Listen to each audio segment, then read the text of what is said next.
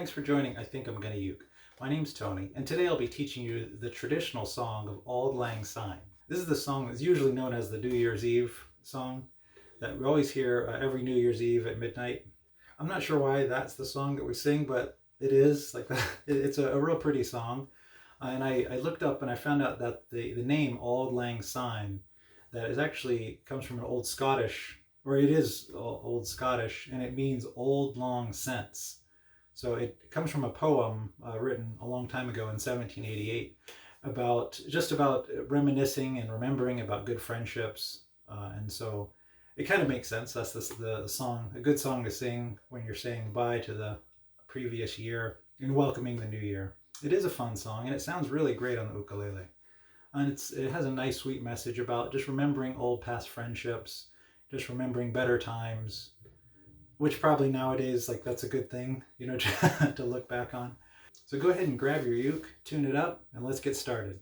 Okay, I'm going to teach you the song Auld Lang Syne in the key of D, but you might search online, you might find it in the key of G instead. But G was a little bit high for me, so I transposed it to D, which should be fairly easy for most people to sing. And the song is a good beginner-friendly song because it only needs 3 chords, maybe 4. I'll show you a 4th one you can add in there. So since it's in the key of D, you do need to know D major, A major, and G major. And then I'll also throw in a B minor, which I'll show in just a second. Now for the D major, if you don't already remember, use your 2nd, 3rd, and 4th finger on the 2nd, 3rd, and 4th string, all on the 2nd fret. And it's better if you play with your 2nd, 3rd, and 4th finger, and I'll show you why in just a minute.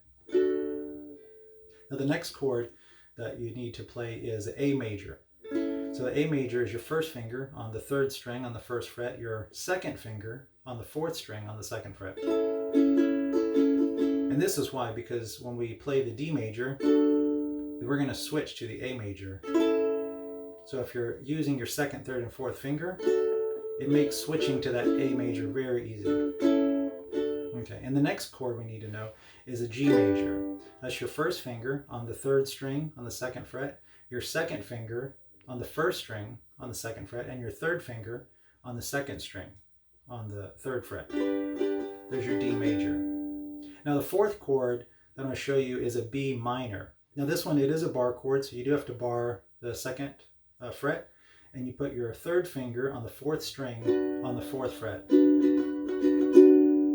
And if you remember, like in previous lessons, I showed you if you're having a tough time barring that 2nd fret, try using the edge, the side of your finger, the edge of your index finger, and make sure you're pinching your thumb right in the center of the neck. So that way you get a good amount of tension, and you don't have any muted strings or anything like that.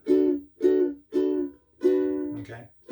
Besides, if you're still having trouble, or if you find the B minor a little bit tough, it's okay. You can just play a D instead when we get to the part for the D, or part for the B minor. All right. Now usually this song is sang slow at the end of a New Year's Eve party when everyone's in a drunken stupor, but you might be at a wild and crazy party where you want to sing the song a little bit faster. So I'm going to show you 2 different strums, a faster strum and a slower strum.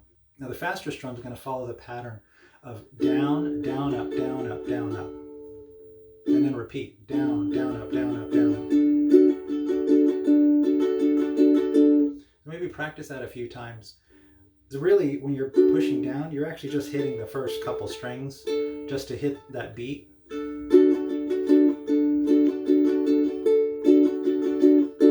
Okay. So the faster strum, it'll sound kind of like this. Should all acquaintance be forgot and never brought to mind? Should all acquaintance be forgot and auld lang syne? That's a little bit faster tempo if you want to kind of sing it upbeat. But because this is an older song, it kind of has like a sweeter meaning to it. And I think it's a bit more traditional to sing it slower. So I like to use a little bit slower strum. So for the slower strum, we're going to do a kind of a modified island strum, where it'll be a down, down, up, down, down, down, up, down.